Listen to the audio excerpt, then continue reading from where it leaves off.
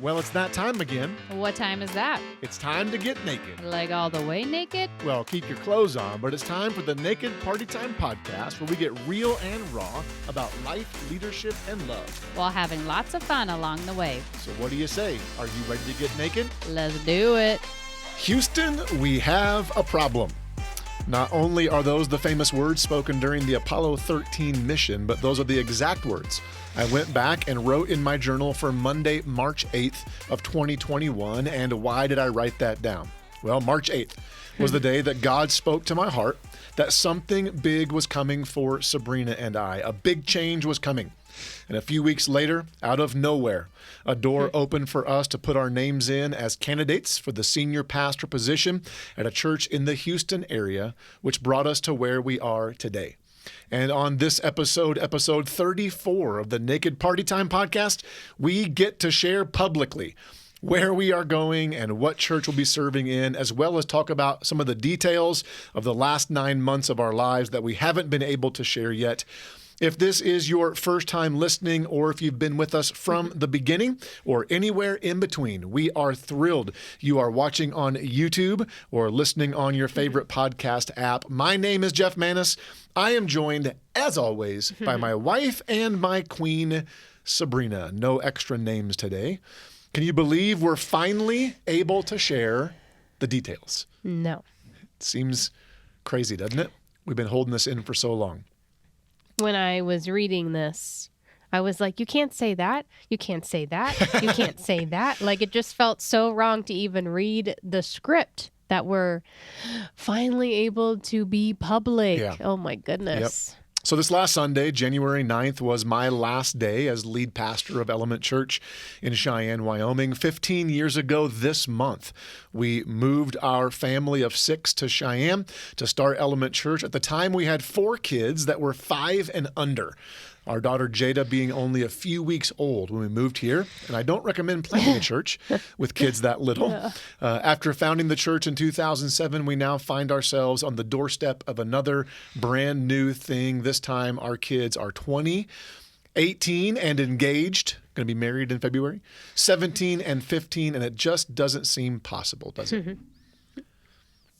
I wasn't going to cry. Why am I getting emotional? Oh, I'm sorry. I didn't know you were going to cry. I didn't either. Are we good? Yeah. You want to say anything? I just can't believe. It's crazy when you look at the ages of our kids and how much has happened here. Yeah. All the good and the hard, and we have a lot Yeah. of memories here. Yeah. Well, we're just going for it today, huh? I just asked if you were going to cry before we started. I didn't think I was. And you were like, no. You're kind of rude to me. I know. I'm sorry. Getting payback. So we're recording this actually on Sunday, January 2nd, so that we can pack up our podcast stuff and get it on the moving truck. But we're releasing it on January 11th. So Lord willing, that's the day that we're going to be on the road with 3 vehicles, 5 drivers, 1 dog, and a fish as we head to our new home in League City, Texas, which is in the Bay Area of Houston. It does feel weird saying all these details. I know. In October of this last year, after a long interview process with the church's board and leadership team, I accepted the position of senior pastor at the Harbor, which is a non-denominational church that was started in Friendswood, Texas, 24 years ago this month they began. The church's website is theharbor.life, so www.theharbor.life. Harbor, and you are free to go there and check out the church if you want to. When I come on staff, I'll be working alongside their current senior pastor, Rick Baldwin, who is the founding pastor and will be retiring sometime in the second half of 2022. I'll work with him as we make the transition from his leadership as senior pastor to myself. Rick and his wife, Marie, as well as the board and the staff that we've interacted with so far, they have been incredible. Yeah. They have been so gracious and generous and loving and kind to us and our whole family as we've walked through this process. So to the people of Element Church who might be listening or watching, you can trust that we are stepping into the presence of a wonderful congregation and will be well cared for as we have been well cared for here as well. This past Sunday, January 9th, we were officially introduced to the people of the Harbor as the next senior pastor. So if you're tuning in as a Harbor family member for the first time, welcome to you guys as well. We can't wait to meet all of you and get started serving in God's kingdom with you. So there you go. We are moving 1,100 miles away to the Bay Area of Houston to be the senior pastor of the Harbor in Friendswood, Texas. We'll see you next month. Easiest podcast ever. Right? Yeah. That's all we're going to do. We're done. Yep. Just telling everybody where we're going and we're out. Yeah. Peace. No, we're going to share some more details. That is the big news that we have kind of been holding on to. Again, we've known since October that this is where we'd be going and where we'd be serving. But the Harbor needed to do their own communication process. We already knew we were leaving before we even knew that we were going to be hired there. Yeah. So once we were hired, then they began the communication process of telling all their staff and telling their congregation as well. So we needed to honor their timeline through the process. But even though that is the big news, we're moving to League City, Texas to pastor a church in Friendswood called the Harbor. There is so much more behind the scene that we haven't talked about, right? Mm-hmm. So you can actually go back to episode 30 and hear some of the processes that got us to where we are today. But there was much more we couldn't share in that episode that we wanted to share today, and we'll share more in the days ahead in person at the Harbor as well. So where do we begin? How about we begin with the cruise that was booked in May of 2020? Yes, this goes back that far, and I think this helps to remind us of the incredible sovereignty of our God. In fact, just the other day, you and I were talking about what if all these random things didn't happen? Like, surely God would have figured it all out. He's God, He's sovereign, but how would God have worked? Yeah. Remember talking about that? Yeah. Like, we know how the process worked now. Yeah. But what if this didn't take place, or what if this didn't take place? Yeah. Like, how would God have orchestrated it in a different way? Because it could have looked, I mean, if it could have looked completely different. If COVID never hit, and as you'll learn, this cruise never got canceled, I don't know how Jesus would have done it, because that kind of changed everything. Yeah. Obviously, if He wanted us there, He would have figured it out. Well, yeah, but it's just kind of fun to talk about. And so there's some, again, using air quotes if you're not watching, random things that happened we're about to share that are a huge part of this story. Yeah. So let's go there. In May of 2020, we had a cruise booked out of Galveston, Texas, which is about 35 miles, a half hour's drive from Friendswood, where the church is. But we had this cruise booked out of Galveston, Texas with our son Jonah to celebrate his completion of his high school equivalency. COVID, though, canceled everybody's plans in 2020. So we rebooked the cruise for January of this past year. We're just going to tack it on to the end of our Disney World vacation. But again, COVID, cruises still weren't going in January, so COVID derailed those plans. In the end, we ended up with travel vouchers from Southwest Airlines for each member of our family that we needed to use. So we told all 4 of our kids, you can use your travel voucher to fly anywhere Southwest travels as long as your travel voucher covers it. Well, both Mariah and Michaela, they chose to use their vouchers to see some friends. And then both Jonah and Jada came to us and said, we want to go to a beach somewhere. Well, we didn't know how we go to a beach and have money then to still actually it wasn't something we budgeted. We had just finished our Disney World vacation. Well, I have an aunt and uncle who live in Friendswood, Texas. As I said, about 40 miles or 40 minutes from Galveston, which has lots of beach access. It's not white sand beach with clear, crystal clear water, but we're from Wyoming. So a beach is a beach, right? And if Galveston was where we could go, then that's where we're going to go. So I reach out to my aunt and uncle. I explain our situation, ask if we can fly to Houston, crash at their place, borrow one of their cars, and hit the beach for a day or two over a weekend. They were thrilled. They are amazing. Jane and Steve, if you're listening, we love you guys. They were thrilled that we could come down and welcomed us on our little weekend adventure.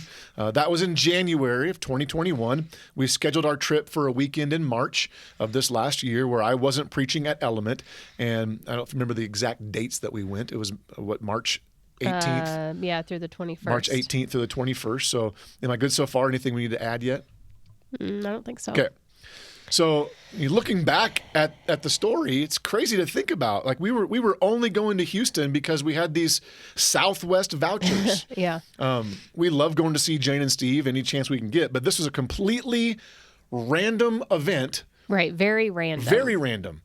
And now we're on the way. So we had this trip planned several months in advance. At the end of January and then heading into February, God was doing some really cool things in my heart and soul. And I felt like my vision and desire to lead Element was kicked into another gear. I felt more connected, more rooted in what I was doing than ever. And I shared that because it makes what happened next so much harder for us to process, or it did make it so much harder for us to process. Do you remember that season that I was in? Yeah. So God was moving in my heart. We launch a new sermon series that's pretty vision-focused for Element. And right in the middle of it, in the early part of February, God begins to stir my heart with one passage of Scripture in the Old Testament, Deuteronomy 6. I wasn't in Deuteronomy in my normal Bible reading, but day after day, week after week, God kept taking me back to Deuteronomy 6. I couldn't shake it. It's a very famous passage that contains the Shema, one of the most important and famous prayers of Jewish people. Hear, O Israel, the Lord our God, the Lord is one. You must love the Lord with all your heart, soul, and strength. That's found in Deuteronomy 6. It's what Jesus called the greatest command. It's also the chapter that challenges parents to talk about all of these things, all these laws, talk about them to your children. Teach them when you're at home, on the road, when you're going to bed, when you're getting up. Like, make your life about these commands. So I read Deuteronomy 6 several times over the course of, days and weeks in February. I remember thinking, like, there's good stuff here. Yeah. But nothing stands out. And then after about 3 weeks of being drawn back to that passage, I brought you into it.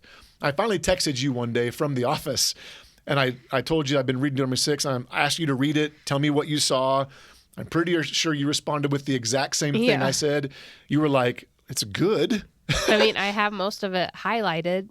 Yeah, but nothing stood out. Yeah, no. You weren't like, oh, wow, here's something that... No, I didn't see any light bulbs. Yeah.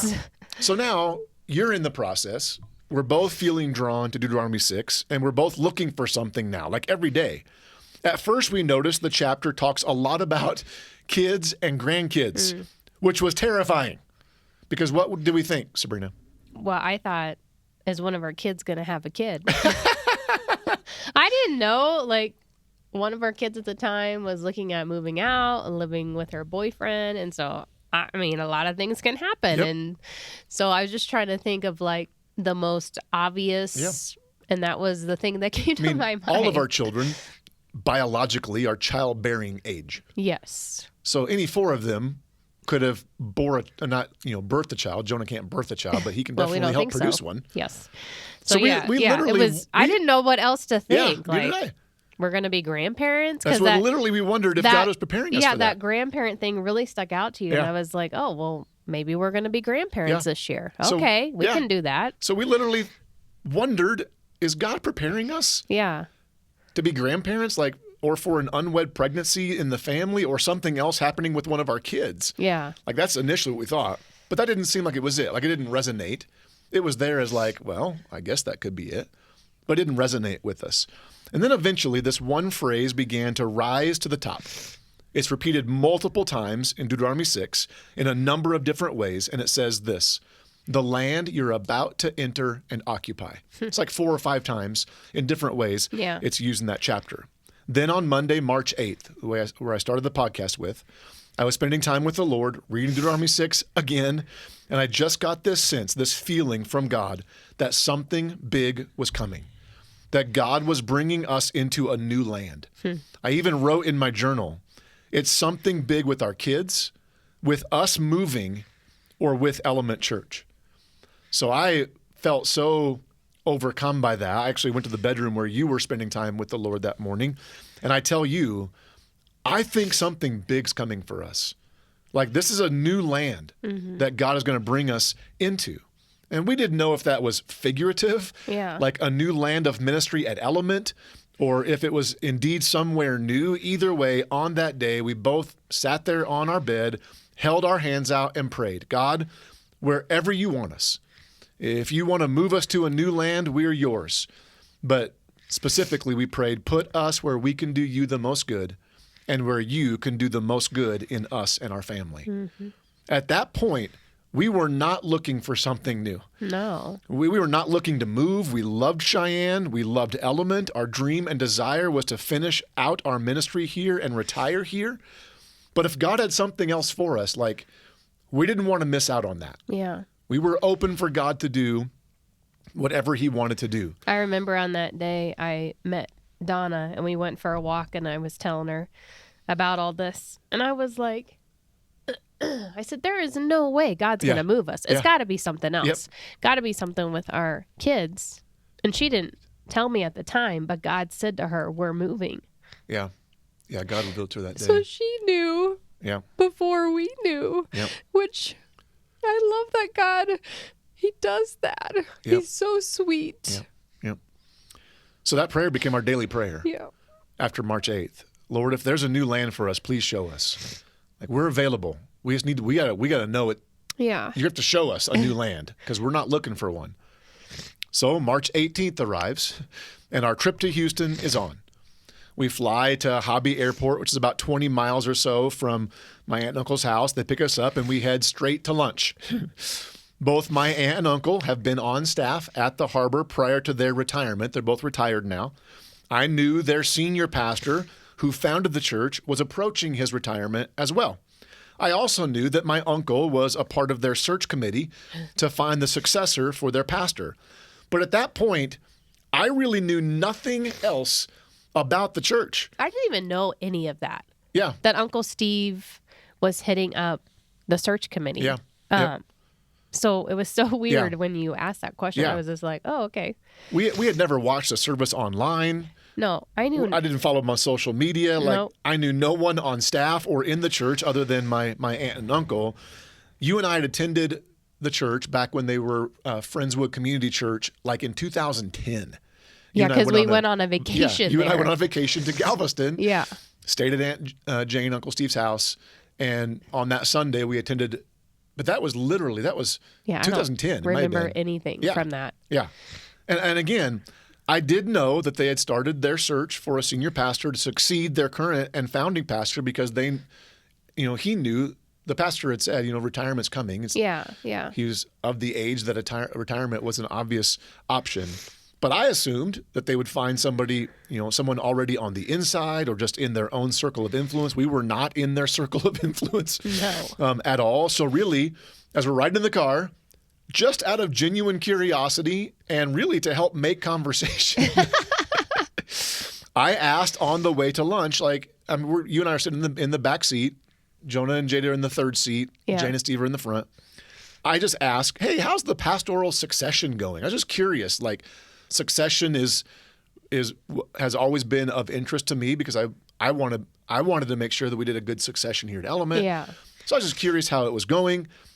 I don't think I would have ever even asked that question had we not been there. Yeah. I never would have just called them and be like, hey, how's succession going? It didn't cross my mind till that moment in the car as we're riding to lunch. So my uncle shared that at the time they didn't have any candidates that had risen to the top as, obvious God-confirmed choices. And that's when my aunt asked the question that changed our life. Mm-hmm. She kind of turned around and said, well, do you know of anyone who's available or who would be interested? Then she said something to the effect of, and I don't remember if these were exact words, but this is to some of the effect of, someone who is like you could be a perfect fit. And when she said that, she'll even tell you she didn't mean me specifically. Yeah. They knew the Element story. They knew how connected and committed we were to Element and to Cheyenne. She just meant, do I know somebody that has similar experiences as I do in church planting, leading a similar sized church? The harbor is about the exact same size as Element, with similar values, similar passions, that kind of thing. Mm-hmm. They knew nothing of what God had been doing in us. But when she asked that question, my heart skipped a beat. My heart was quickened is the way I say it. And honestly, I wasn't interested. Mm-hmm. But based on what God was doing, I knew of someone who was at least available. Me. Right? Like we've been praying for God to show us something. Yeah, but I didn't even think that. I remember later saying, I'm not moving to Texas. Like, what is going on? But in that moment, I didn't say anything. Yeah, it was super awkward. We all just kind of laughed. And I looked at you. I was like, why is he just sitting there? Yeah. He asked the question. I looked at you with this deer in the headlights look. Like I thought you were thinking the exact same thing I was. Nope. I just gave this awkward laugh and I didn't even answer the question and the conversation ended. Yeah, I can't even remember what happened after that because it was just like It was so awkward. Yeah. And I don't think it came up again. Yeah. So that night, we spend the rest of the day with them, go to dinner that night, everything. You and I, like Jada and Jonah knew nothing about this prayer we've been praying. They knew nothing of Deuteronomy 6. Yeah. Jane and Steve didn't know anything about all that.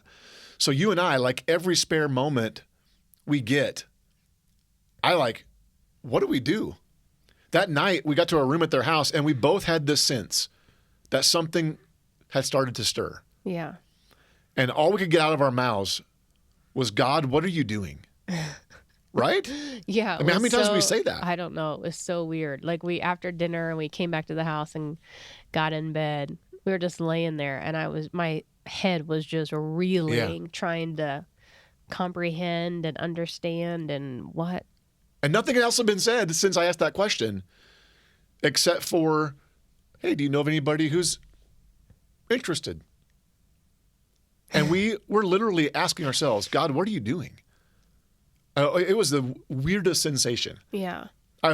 In the 14 years here, I've never had that feeling before. So the next day was our first beach day. We both got up early after not sleeping much the night before. We did our quiet time with the Lord. Then as we were getting ready for the day, just in the bathroom, getting dressed, all those kind of things for the day, a specific section of Deuteronomy 6 literally hit me like a ton of bricks. It was like light flooded my heart and mind. It was the first time something from that passage had any kind of direct connection to anything in our life. And I said, oh my word, babe. Oh my word. I don't know if I scared you. You did. You were brushing your teeth. I was like, what is going on? You were like, that's what you said. Like, what? I said, Deuteronomy 6. Deuteronomy 6. And I opened up my Bible and I read you the verses that have now become anchors for us through this whole process. Deuteronomy 6, 10 through 13 says this: the Lord your God will soon bring you into the land he swore to give you. It's a land with large, prosperous cities that you did not build. And I told you, I stopped reading. I said, the harbor is in a large, prosperous city. The Houston area is massively big. Yeah. Next line, the houses will be richly stocked with goods you did not produce. And I stopped and I said, we weren't a part of producing anything at this church. And then it says you will draw water from cisterns you did not dig. And I said, we didn't dig anything. We didn't plow any ground, spiritually speaking. Yeah. Like we didn't do anything. And then it says, and you will eat from vineyards and olive trees you did not plant. And I said, we didn't plant this church. Someone else did. Then it says this: when you have eaten your fill in this land, be careful not to forget the Lord who rescued you from slavery. You must fear the Lord your God and serve him. Now, we had no confirmation yet. We had no idea if the harbor was God's answer to what he had been doing in our hearts. But I said, the harbor fits that passage perfectly. And I said, I've got to say something to Jane and Steve. So that night we pulled Jane and Steve aside privately while the kids were swimming in their pool and basically told them everything we just shared on the podcast. Yeah. And Deuteronomy 6, we shared that, the prayer we've been praying, the sense that something big, a new land was coming for us. At that time, the harbor was still a distant thought. But Jane and Steve helped confirm in us, it's clear God's doing something new in you guys. It was actually good to finally talk to somebody about it. And that was the first of many confirmations to come. Then that Sunday, we attended the harbor as we had already planned to do, so part of our visit. It was during worship that day at the harbor that God spoke to my heart again. They were doing a song by Hillsong called King of Kings. We actually sang it here at Element today. We sang that song. There's a line in the song that says, and the church of Christ was born. And when we sang that line, I just felt the Lord speak to my heart. A new church is being born in you today. It was then I knew God would be calling us to a new church and a new land that was indeed coming for us. Anything you want to say there? No. I'm making you cry again? No. So when we came home, I decided to fast and pray about what to do. And through a series of several more confirmations that we shared in detail in episode 30, Donna being one of those confirmations that was super important for you, Yeah. God just made it clear to us that we were to at least give our names to the search committee of the harbor. One of the confirmations, the random confirmations that God gave to us that we couldn't share before, came from our daughter, Jada. Jada just turned 15. If we were going to move anywhere, like this would affect her the most. Yeah. She still has, or at the time, had 4 more years of school left, and a very close friend of hers, she'd be leaving here in Cheyenne. Cheyenne's the only place she's ever lived. Like she was an infant when we moved here. But soon after our trip to Houston, not knowing anything about what had been happening in us, not knowing any of the story, like she knew nothing. She came to you and she said, "Mom, can you ask Jesus if he would call us to Houston?" And what was your response? I said, well, you can ask him. And she's like, but I don't know if I'll hear him. You ask him, Mom. I said, okay, I'll ask him. And she came back like multiple times, didn't she? Yeah. She, like over the next couple of months, she's like, Mom, has Jesus said anything yet? And we weren't ready to tell the kids anything yet. And so I just kept saying, I haven't heard an answer from him yet, which I didn't know what he was doing, but we were in the process of some things. And so I just kept saying, I'll let you know when he tells me. He hasn't told me yet. It was really sweet. And it was just super confirming to us that if this were to happen, if this was indeed the thing God was calling us to, Jada had a desire to go there. Yeah, because it does affect her the most. Yeah. So that was huge for us to hear. So by the end of April now, 2021, our names had been submitted. And by June, we had entered into an official interview process with the church. At the time, it was still very unclear what the timeline would be if the harbor was the place God wanted us to go. Really, it was unclear still whether the harbor would even be our eventual destination. Yeah, it was the only place we had put our names because we weren't looking. And so nobody was knocking down the door to get to us. Like Jesus hadn't told anybody about us. So we had begun at that point. By June, we felt strongly that for us, God was calling us to the harbor. Yeah. But while we had that sense of calling, it had not been confirmed in them yet. Yeah. Which was a super weird place for us to be, because we started to feel released from Element and drawn to the harbor, but we had to be submissive to their process and timeline as well. And even if the harbor did end up being the place where we went, there was potential that this transition wouldn't happen until much later into 2022. Like the fall of 2022 was really the timeline that initially we thought was going to be their timeline. So this began a several-month process of God confirming and reconfirming in us through scripture, books, podcasts, sermons that we were to resign from Element, regardless of what happened with the harbor, and wait for God's new land to be revealed. And that's then what led to our resignation in September, effective this past Sunday, January 9th. Anything else No, I think you got it all. So that still only covers a fraction of all that God has done through this process.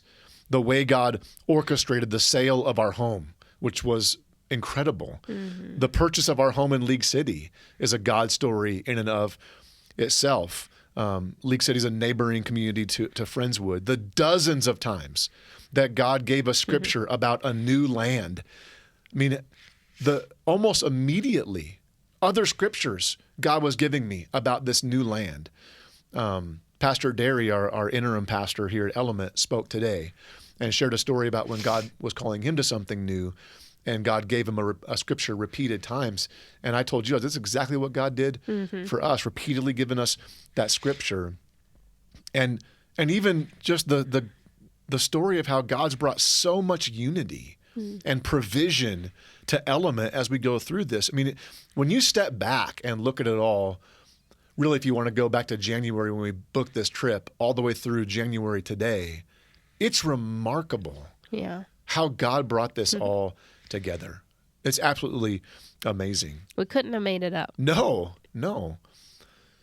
So as they then worked through their process, and they offered us the job in October, and now having their next senior pastor confirmed, they developed their timeline, and they offered to start us on staff on January 10th, my first day after finishing here at Element, which is a blessing.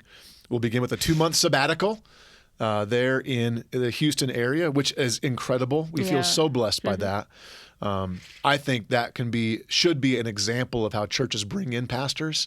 Like it's hard to transition, and for them to say, "Hey, we want you to start on a 2-month sabbatical, get your family established," is overly generous, and we're very, very thankful for that. My first official day on the job will be March 21st.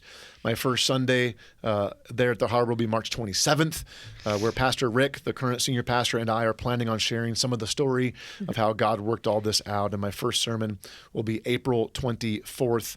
The tentative handoff date from Rick as senior pastor to myself will be sometime in the second half of 2022. Again, it's incredible how God laid down the path for both the harbor, us, and Element Church to walk through this.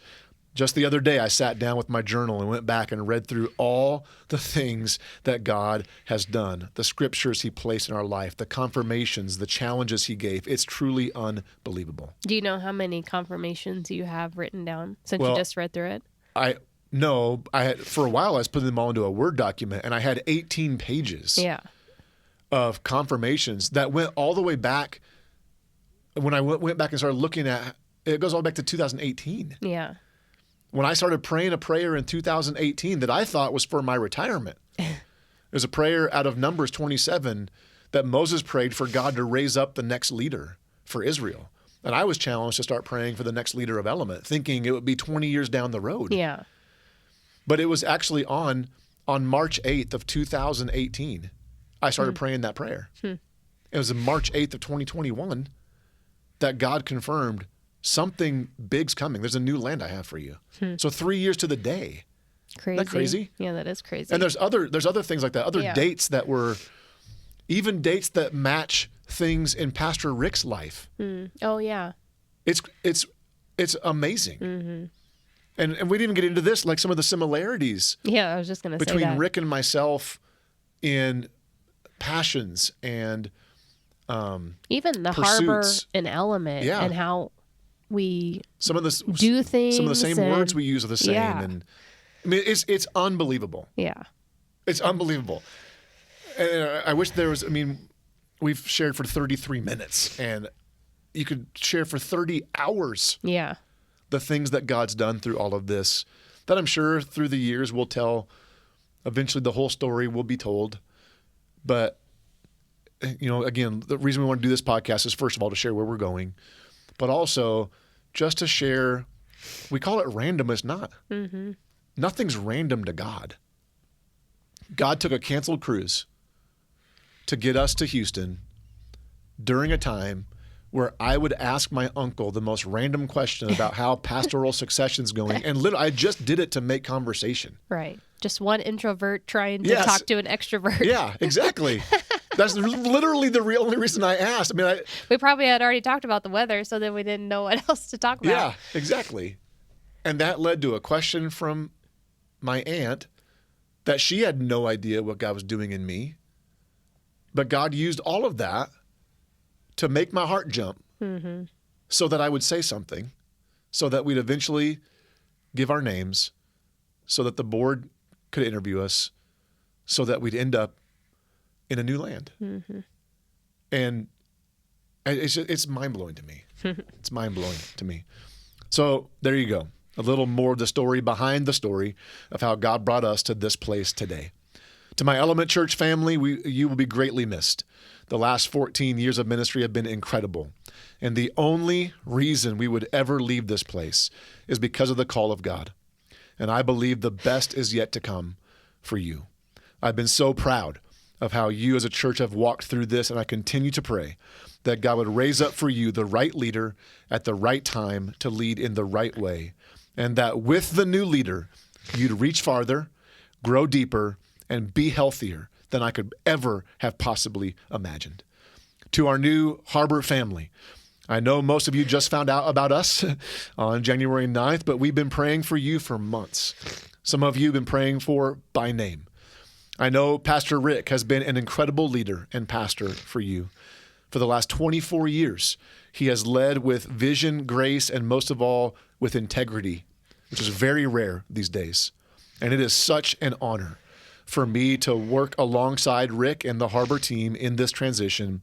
And it's my highest prayer that I would continue to build with you what God has built with you and Pastor Rick. The Harbor, I hope and pray that I can lead at the Harbor with the same vision, grace, and integrity that Pastor Rick has displayed. For the last several months, Sabrina and I have loved two church families.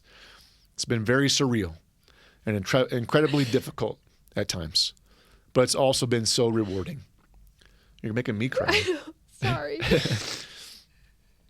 So you have any final words, babe? No. It is so true. It's felt like we're in two different places, living in two different lives, trying to leave the people we love, but also learn to love people that don't even know about us yet. Yeah. And we do feel so connected to the Harbor, and just the small amount of people that we've met, like you said in the beginning, have been so loving and kind to us. Yeah. And not that we expect anything less, but it's just, it makes one transition a little bit easier to know that God's got good people 1,100 miles away as well. Yeah. It's amazing. So that's all we have for today. The next podcast will drop on February 8th, just before Valentine's Day. And for that episode, we want to talk about the celebration of singleness.